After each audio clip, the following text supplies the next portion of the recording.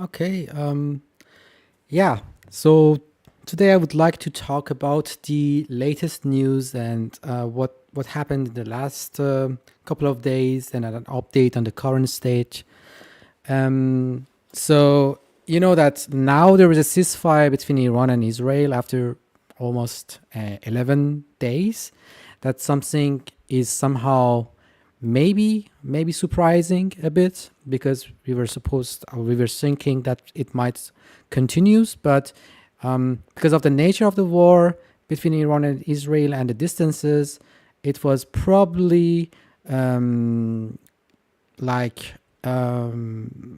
predictable that this war is not going to be long. Of course, this is something that because of the geographical position of the two countries, but everything is changing very fast. Especially what happened that Trump actually said in his last basically comments about the war, and he actually basically asked for a ceasefire and urged the two parties, the two sides to respect the ceasefire. Even it seems that Iran did not respect that after the ceasefire was announced.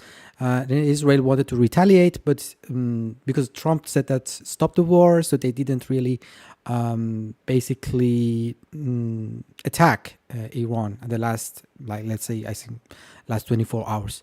So this was something that happened, but the thing is that Trump seems like that he is not really. It seems that he's happy with the result. It seems that he's now happy. He knows that actually Iran does not possess any more nuclear size, or maybe the nuclear size are really destroyed, like up to 70%. Of course, we don't know what happened to the material on enriched materials, but from the other side, he's so somehow yeah, maybe he's sure that the Iranian nuclear program somehow stopped for a while. But the question is that what is his plan? What was he looking for? So if you look to his recent basically interview, just saved it here. That's they ask about the recent interview. Each other for violating the ceasefire. So I think what they is both your violated it.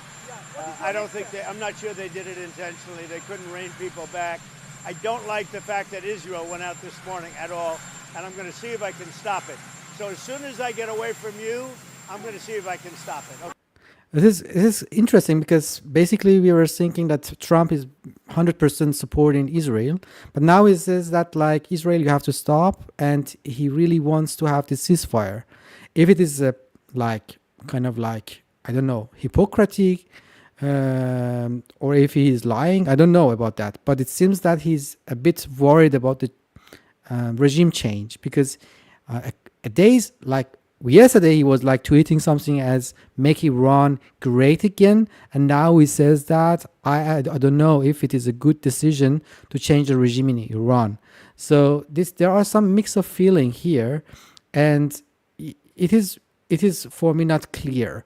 I can imagine that maybe he has talked with his advisors, and they have warned about the chaos that can happen without the current regime in Iran, and maybe he has somehow other plans. He's more interested in a weak Iran with the current regime that does not have a nuclear weapon or program, and now the stockpile of his missile program is also almost quite less, and basically a lot of commanders, chief commanders, are also dead. So he sees that if a weak Iran is much easier for him to handle, because like the air, like let's say the airspace of Iran is basically now penetratable. It's easy to fly over there, so there's nothing that actually can stop Trump. or stop Israel to raid attack on Iran. Okay? Netanyahu, sir. Have you spoken to him this morning? How confident are you that Iran's I think it's been completely demolished. I think the reason we're here is because those pilots, those B-2 pilots, did an unbelievable job. And you know, the fake news, like CNN in particular, they're trying to, they're trying to say, well, I agree that it was destroyed, but maybe not that destroyed. You know what they're doing? They're really hurting great pilots that put their lives in the line. CNN is scum, and so is MSDNC. They're all, and frankly, the networks aren't much better. It's all fake news, but they should not have done that. Those pilots hit their targets. Those targets were obliterated, and the pilots should be given credit. They're not after the pilots, they're after me. They want to try and demean. You don't believe that Iran can rebuild its nuclear program? Iran will never rebuild its nuclear. From there, absolutely not. It's funny that's because like he's always trying to yeah, define this the networks that news networks that he doesn't like as a fake news broadcast. That place is under rock. That place is demolished. The B-2 pilots did their job. They did it better than anybody could even imagine. They hit late in the evening. It was dark with no moon, and they hit that target with every one of those things, and that place is gone. But when I see CNN all night long, they're trying to say, well, maybe it wasn't really as demolished as we thought. It was demolished. You take a look at the pinpricks, and you see that place is gone. And I will say, I think CNN ought to apologize to the pilots of the B-2s. I think that MSDNC ought to apologize. I think these guys really, these networks and these cable networks are real losers. You really are. You're real losers. So again, that's he's not really happy with CNN and probably other news networks. But the sense that he's like praising like the military U.S. military power, that is of course clear that he will do that. But apart from that, I'm more interested in the part that is related to Israel and Iran. You're gutless losers. I say that to CNN because I watch it. I have no choice. I got to watch that garbage. It's all garbage. It's all fake news. But I think CNN is a gutless group of people. And the people that run it, nobody even knows it's been sold so many times. But the people that run it ought to be ashamed. MSDNC, a guy named Brian Roberts, he heads it. He's a disgrace. He's a weak, pathetic disgrace. Israel says that Iran violated the peace agreement and the ceasefire agreement. Do you believe that Iran is still committed to peace? Yeah, I do. They violated it, but Israel violated it too. Yeah, Israel violated too. So it's the first time that it's actually Trump is somehow blaming Israel that they have also violated the peace. Israel, as soon as we made the deal, they came out and they dropped a load of bombs, the likes of which I've never seen before. The biggest load that we've seen. I'm not happy with Israel. You know, when I say, okay, now you have 12 hours, you don't go out in the first hour and just drop everything you have. This is the first time, this is the first time that Trump is directly criticizing Israel because of bombing Iran. And that is quite, for me, it's astonishing how easy Trump can change his mind. So I'm not happy with them. I'm not happy with Iran either. But I'm really unhappy if Israel's going out this morning because of one rocket that didn't land, that was shot, perhaps by mistake, that didn't land. I'm not happy about that. You know what? We basically have two countries that have been fighting so long and so hard that they don't know what the fuck they're doing. Do you understand that? It's crazy. So yeah, I mean, like he's really angry from both country, but something that is really question is that maybe there is something behind the story. Maybe because if you remember, I was like telling you that from one side we were kind of like thinking that who could be the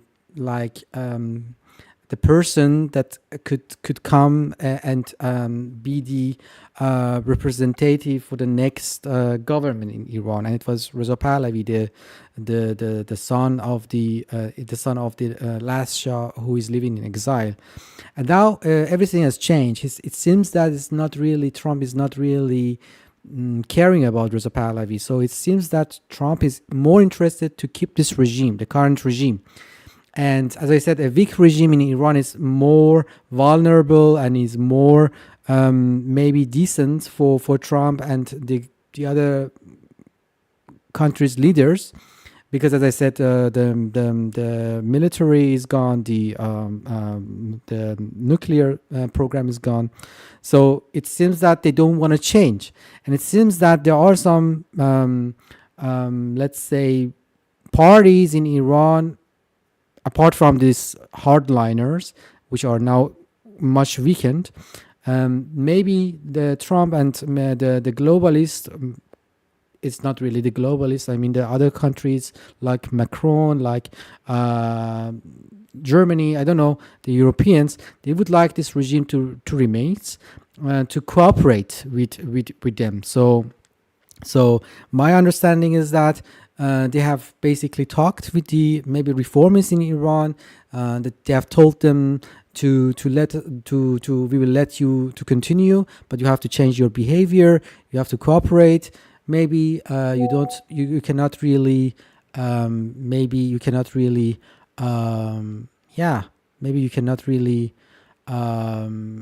force the others to for your hardliners to make pressure on Israel. So these are things, these things. So I think as you remember, this guy, the Hassan Rouhani, which was the former president of Iran, he was basically trying to make a negotiation with the West, and he was trying to make a nuclear deal with the West. So at the moment, I think that he's and his reformist friends in Iran are actually basically the true powerful people in Iran. So because the hardliners are destroyed, basically they got killed by the Israelis attacks, and now it's a time for the reformists and the people like Rouhani and maybe Zarif and his teams to stand up and like cooperate with the Western countries like the Trump or the European countries. So these are the things that I can see behind the scenes. So Trump is not really interested to let the Reza Pahlavi to comes into the power, and he's actually more interested to let the reformists like Rouhani and his team to get into the power, and let the Khamenei and the hardliners to go away. And I think what Trump did was like outsourcing this attack to Israel. So I think this is quite interesting from Reza Pahlavi. It's the newest comment that it says, "My fellow compatriots, we are now moving to the final phase of our struggle. It will be hard, but the regime is weak, is near collapse. Only we, the Iranian people, can end it." So one thing that maybe the West saw that Reza is not really the right person for this task, because nobody in Iran has actually accepted his offer to come to the street or chanting against or march against the mullah's regime. So they think that this guy does not have any influence in Iran. Of course, there are a lot of Iranian outside of the country support Reza Pahlavi, but I guess that Reza does not really have that much influence inside Iran. Or maybe, of course, during the outbreak of war, the internet was done. So the Iranian government basically blocked the internet. So we don't know. Maybe it takes time for Iranian to really come to the street. But it was obvious that maybe Reza does not really have influence inside the Iran. Maybe he is famous and well known outside of Iran, but not inside the Iran. So that's why my understanding is that Trump really thinking about to cooperate with the reformists like Rouhani and his teams in Iran, because as I said, the hardliners are now almost gone. Of course, they're weak, but they're not completely away, but they're very weak. So Reza said that to the military. So I think the army, because we have 2 or 3 different type of military in Iran. We have the IRGC, we have the army, we have the Basijis. So the Basijis and the IRGCs are the hardliners, and the army is more neutral part of the military. I think Reza Pahlavi is more talking directly to the army. As you have given orders to lash out at the people, stand down. This is your final chance. You are being watched. We will remember who stood with the people and who committed crime against them. So he's urging the military in Iran to stand up and to do not obey the current regime. But I don't think he will succeed, unfortunately. As I said, it seems to me that the people, the reformers, are not trying to send signals that we can actually support you much easier in this journey. And it says to the world, do not save this corrupt, crumbling terrorist regime at this historic moment. Stand with the Iranian people. Shield them from the regime's desperate backlash. Do not prop up a regime that will soon again turn its guns, missiles, and terror towards you. Which basically, I don't know, if the figures in the regime changes and these hardliners to go away, which is a little bit hard to believe, then maybe another form, another type of Islamic regime appears in Iran who is more Western friendly, who probably does not have to do anything with Israel anymore, does not chant death to America, does not chant death to Israel. And that's something that West actually likes it. And that's why they don't want to change the power balance in Iran for a new person to go, like the Reza Pahlavi, to get into the power. And from the other side, from Bibi Netanyahu, so I think it was also clear that it was actually too much for Israel to accept these waves of attacks. Of course, they have, let's say, a very sophisticated anti-missile software and hardware program, but anyway, let's say from this 300-400 missile that was attacked, 20 of them could go through the air defense system, and the devastation is actually quite huge for the Israelis. So they couldn't actually as well tolerate this blow. So from their side, I think it was also unexpected for them to continue these things. So, but this is so I think both sides have suffered a lot, and a lot of casualties, unfortunately, from both sides. So this is something that I wanted to share. It if you do not see that basically Trump supports Reza Pahlavi or his followers, is because that they are worried about the change. They think I think that they have got signals from the regime inside in Iran that they are ready to cooperate. Now they don't have any nuclear program anymore, or let's say a potential nuclear program anymore. And so that's why they are seeking to shift the way toward more reformist side of the power in Iran. And so that was quite I think short summary about what I think after this let's say 11 days of wars between Iran and attack. I don't think it's over. Of course, a lot of Mossad is in Iran, is very active. It has probably ground forces as well in Iran, and let's say spies, but I think that the majority of the regime at the moment is now on the side of the reformers, and they probably would like to cooperate more with the Westerns, and the hardliners in Iran has much less power at the moment. And the Trump is also not willing to change the regime, so that's a bit interesting. All right, so I think that's it from this live, and I hope you the best.